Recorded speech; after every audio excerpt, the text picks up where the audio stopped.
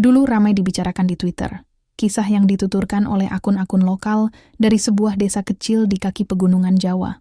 Cerita itu menyebar cepat karena banyak warga kota yang tiba-tiba ikut mengalami sendiri keganjilan setelah membagikannya, sampai hashtag ritual bayangan jadi trending. Konon ini bukan sekadar urban legend. Desa Kresek bukan desa biasa. Ia terletak di lembah yang setiap malam diselimuti kabut tebal meski cuaca cerah. Penduduk bilang kabut itu bukan kabut biasa. Ia memiliki ritme pernapasan. Suara lirih seperti bisikan halus, mengelilingi rumah-rumah seraya menunggu sesuatu. Suatu malam, sekelompok anak muda yang sering berburu hal mistis di internet memutuskan melakukan live streaming di Twitter. Mereka pencari konten horor yang bisa viral. Ayo kita masuk ke bekas rumah Pak Mursid, ajak Ardi, si kocak di grup itu. Katanya dulu dia pemimpin komunitas ritual sesat di desa ini. Rumah itu sudah kosong puluhan tahun. Hanya tinggal sisa genteng retak dan bebatuan. Tapi setiap kamera mengarah, kabut di sekitar rumah bergerak mengikuti mereka. Seperti tangan raksasa yang siap mencengkram. Begitu pintu rumah diketuk, sinyal mulai putus nyambung. Tapi itu justru membuat video semakin viral karena komentar penonton bergerak cepat. Kamu diikuti apa tadi? Jangan buka ruang bawah tanah itu. Mereka nekat membuka pintu berdiri.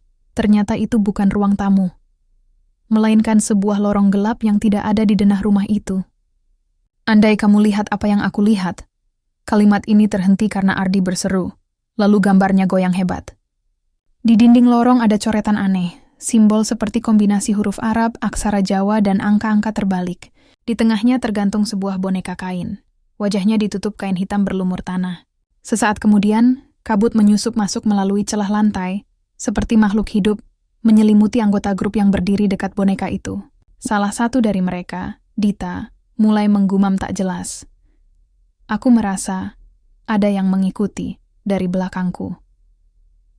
Penonton di Twitter riuh karena suara aneh muncul di streaming. Bukan suara mereka, tapi desahan, berat, basah, dan jauh lebih tua dari umur mereka sendiri. Tiba-tiba gambar tertutup putih, seperti difilter kabut tebal. Komentar membanjir, matikan kamera, tutup pintunya, jangan sampai keluar dari bawah tanah. Tapi saat layar kembali stabil, mereka sudah berubah. Wajah mereka pucat, mata kosong. Tidak ada yang bisa bicara. Hanya berdiri mematung. Dita perlahan memegang boneka kain itu. Lalu boneka itu bergerak sendiri. Tiba-tiba layar putus, streaming berhenti. Penonton berduyun-duyun mencoba menghubungi mereka lewat telepon. Tapi tak satu pun mengangkat. Keesokan harinya, kepala desa keluar dengan wajah pucat. Ia mengumumkan bahwa rumah itu dulu memang pusat ritual sesat. Tempat penduduk desa dulu memanggil bayangan onboard, entitas yang konon bisa mengambil jiwa seseorang yang pandangannya tertarik pada kegelapan. Ia memperingatkan, barang siapa membagikan atau menyaksikan rumah itu secara daring, entitas itu akan ikut melihatmu dari balik kabut. Dan dia tidak hanya ada di satu tempat.